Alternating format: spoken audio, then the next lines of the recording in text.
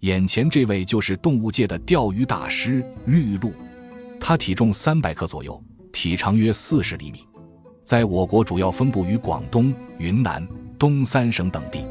主要以鱼、蛙、虾等为食。绿鹭可以说是世界上混得最好的鸟类了，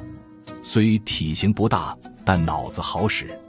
它觅食的方法通常为2种，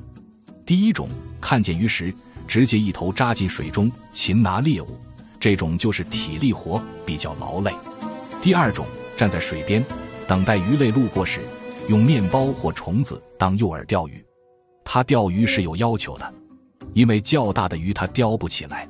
所以当大鱼吃饵时，它会叼起鱼饵放弃垂钓，等大鱼游走了，它会重新将鱼饵投入水中，等待小鱼上钩。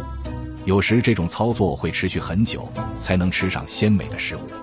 有时也会一无所获。